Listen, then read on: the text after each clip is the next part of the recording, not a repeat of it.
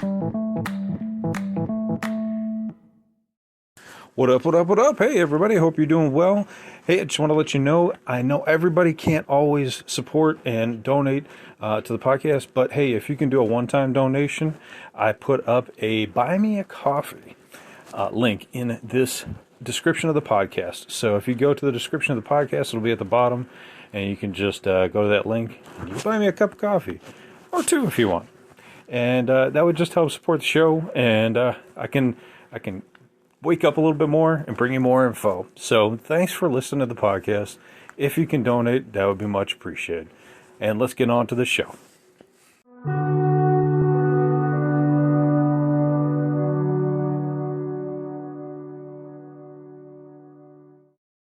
What up, y'all? Welcome back to Lockdown Universe, home of the bizarre, peculiar, and unheard of stories of UFO legend and lore. Welcome back. Happy to be back. Hopefully you guys are doing well and taking care of yourselves. It is a Tuesday here in America. Hopefully you guys are doing well and trying to get through this week. It's getting colder, and we're getting into the dark times of the year. December 20th, 21st is the winter solstice, and that's when time starts changing back around and we get some longer days. So hang in there, guys. We're getting there. It's just going to be a few more weeks, and then we'll start turning this thing around. In the meantime, I've got another story for you. So this story comes to us from unknownboundaries.com, and the title is really interesting. It's called Electrician Comes Face to Face with Chalk Face Aliens Projecting Negative Vibes. Now, what's really interesting about this particular story is it says chalk-faced aliens. That would be really, really pale, but not only pale, but also kind of like finely powdered. You know what I'm saying? Like the guy from Powder, right? I mean, that guy basically had like chalk on his face. Great movie, by the way. We should talk about that sometime. But nonetheless, he states that these guys were projecting negative vibes. That's really interesting to me because why? Well, how many alien stories or alien engagements, or alien abductions have really projected a negative vibe?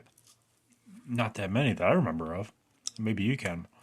But this particular story, let's see. It occurred with a foreman of a power plant, and he came face to face with some bizarre-looking aliens whose UFO momentarily shut down the power in the Swedish town of Mariannalund. So this is also cool because it's a story about Sweden, you know. I think in the U.S. we're just so inundated with stories from the U.S. that we really have to do a little bit of research to get outside of the U.S. and try to look at other news sources, other news publications, outlets, to try to find new information because the U.S. just really has a lockdown, typically through Google, on any access to really any UFO alien engagement. So this is really good here. And what happened was this foreman of the power plant, Gideon Johansson, who was 59 years old, he was reported to be a level-headed resident, and he experienced a life-changing experience one fall evening on September 29th, 1959. So this happened about 70 years ago, and it was reported to the Aerial Phenomenon Research Organization. Okay, so they say that there was a blackout to the town. On the way out of my home, this is Johansson, to do a service job, I met my son who was 25 at the time. And his son said, "What's the matter now?" And the dad said, "Well, we got some electrical trouble." And he says, "It's jet black everywhere, all over, but not up there in the air." I looked where he pointed and noticed a white light and cried, "It's an alien with It's an airplane with motor trouble, and it will probably crash outside. It might set the house on fire." So these guys were pretty freaked out at this point. The next moment, Johansson said that he and his son realized that the light in the sky was not a plane or a helicopter because it was stopped in mid-air, made no noise, and descended on the narrow street right in front of his house. Imagine a UFO being up in the sky, descending right in front of your house on your small street. Imagine that. The object was lowering itself slowly, passing over nearby buildings, and buzzing the tops of the maple trees, which later were found to be damaged. Johansson said, "My boy hollered at me, 'Get out of the way quick as hell.' Quick as hell." So this strange craft lands and hovered in front of Johansson's house when it was just 6 feet above the street. It was floating only about 16 feet from where Johansson stood near his front door. Johansson was worried, so he took evasive action, and he went from his front door to a side fence and slowly approached the craft that was emanating bright, cold white light. So this is where it gets different. Okay, this is not your common gray story. This is a very different story. So instead of reporting some warm, fuzzy feelings emanating from the craft like so many witnesses of close encounters of the third kind typically do, Johansson told a different, darker tale.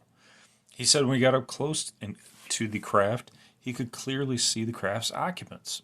He actually made a sketch of the alien. Now this sketch is very, very different from the typical gray alien. It has a humongous forehead, about 3 times the size of its face. It's huge.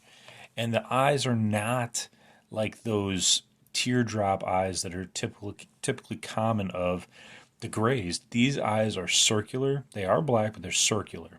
So they're not the teardrop. And then they have these wrinkles that are going across over the nose and across over the face. So, and then it has a very thin neck, and then it has a suit, a blackish suit on. Now, going back to the article, he states that I got this weird feeling that came over me when I saw these creatures.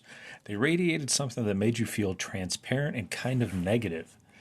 Now, typically, I would think that this is them looking down upon us as a lower evolved species, right? Like we would look upon ants or any other lower evolved species, maybe a caged lion or going to the zoo, right? Just like, oh, okay, you're cute, whatever, but we're still better than you. I could be wrong, but that's just one perspective. Their faces, according to Johansson, were chalk white. They had very long heads and very high foreheads, entirely bald-headed. Their eyes were big and dark and noses long and narrow like a cigarillo. See, typical gray aliens have a flat nose or almost no nose, just 2 slits for a nose. Okay, so these are not grays. Okay, they might have been small, but they were not grays. Okay, so Johansson continued. They were the size of about a 12-year-old. So it's a little bit bigger than 3 feet, right? Because a lot of times the grays are typically 3 feet tall. That would be the size of like a 7-year-old. A 12-year-old, decently tall. They're at least like 4 feet, 4.5 feet. So these were definitely taller. They were behind a glass, and they were kind of bent backward in a streamlined fashion. One of them bent backwards and seemed to be very busy with something. The other creature now looked at his companion, now at me, and due to the strong light in the cabin, I could not distinguish other details of the craft. It must have been a small one to get down and fit in such a narrow street like his. So, then as suddenly as the craft and its occupants appeared, the lights in the craft went out and shot instantaneously up into the sky, disappearing as a small speck into the horizon. That's really interesting. As soon as this occurred, Johansson said the power blackout ended and the lights in the entire city switched back on. See, this is where I believe that these crafts, many crafts, have powers that can just basically shut down electricity in towns so that everybody's asleep. They can knock out everybody within a certain radius to be asleep or to be frozen, to abduct who they want to abduct, take off, and the power comes back on, just like with folks that get abducted from their cars. That when these craft land or get near, they shut down the power to the cars, they shut down the power to the houses, they shut down the power to the buildings, towns, and wherever they want, take who they want, and bye-bye, we're off and rolling out. Now, the question is, why were Johansson and this boy allowed to even see these guys right in front of them? Was it so that these guys could observe them in their natural habitat? I don't know. I mean, what other explanation is there? So as soon as they left, Johansson said the power blackout ended. The lights in the entire city switched back on. However, even though Johansson and his son could both corroborate what they had seen, the father made the son swear that neither of them would speak about it again, right? Especially in a small town, they didn't want to be ostracized, especially back in 1959. You don't want to get ostracized at all. So Johnson didn't want any of that ridicule or have a loss of reputation in the town. That could affect his livelihood, his social stance, his social engagement with friends and things like that. So it was only when Johansson reached an advanced age that he decided it was time to step forward with a story, which his son also corroborated. Unfortunately, it brought them nothing but mockery and grief. That's the real unfortunate factor, is that the U.S. government and a lot of governments around the world really did a damn good job of making people feel like total and complete ostracized, crazy people, for lack of better terms, and hallucinatory. And that's obviously not the truth, and that's why we're here to dispel those rumors. So it's very similar to other events. Besides the corroborating witness, this case rings true to many other UFO cases that report a craft in distress trying to land for repairs. And the other factor that increases the believability in this author's view is the fact that the father described the aliens as being able to look through him, or as he interpreted as reading his mind. And, this author also states they've come across other strong cases where aliens could read their abductees' minds. The negative feelings projected by the aliens have also been touched on in other cases. So, while this author believes that there's been other cases where it's felt negative, there may have been a few, but the vast majority, the aliens do a pretty good job of keeping us calm, making us feel like we're safe. Whether or not that's just kind of a fake telepathic capability that they have or not, who knows? But that's typically what they do, and they allow themselves to finish up their experimentation and then move on and move forward.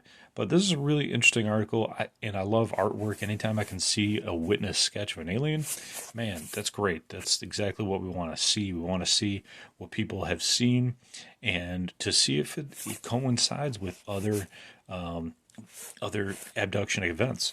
So this alien, totally different than anything I've ever seen. Go ahead and take a look at it. Let me see if I can pull up the article again just to try to give you a little bit more detail on the actual website. It's unknownboundaries.com, and let me see if I can go forward in the article to see exactly what it's called. Well, I think if you type in the title that I described, electrician comes face to face with chalk-faced aliens projecting negative vibes. It was posted on June 7th, 2021 by Chet Dembeck. So go ahead and look it up. Really interesting, but the picture is really fascinating too. Maybe I can post it in my post as well. It's fascinating, really good story. Check it out. See what you think. See if you think these guys are great. See if you think they're different. Why would they be projecting a negative vibe? Why not a positive vibe? Or were they merely just looking through and reading his mind and he felt inept and below them? That's very possible, especially in engaging with a higher being. To feel inept, to feel lesser than, less evolved than these folks. The size of this head that's drawn in this picture would clearly indicate that the brain capacity, what they call the brain pan, the brain size, is enormous for such a small creature. And, when you have that much mass, it increases your capability. It increases your intelligence level. It increases what you're able to do, maybe telekinetically, maybe telepathically. And so on and so forth. Just imagine if you could harness some sort of telekinetic capabilities and harness some telepathic capabilities, how far, our species could go, or could be ended by the negative forces that we have on this planet as well. But nonetheless, go check out this article. I hope you guys are taking care of your physical health, your spiritual health, your emotional health. Do something that makes you feel happy. Do something that makes you feel good. Follow your dreams, follow your passions, whatever they are. And as always, continue to question the universe around you. Till next time, guys, take care and Lockdown Universe out.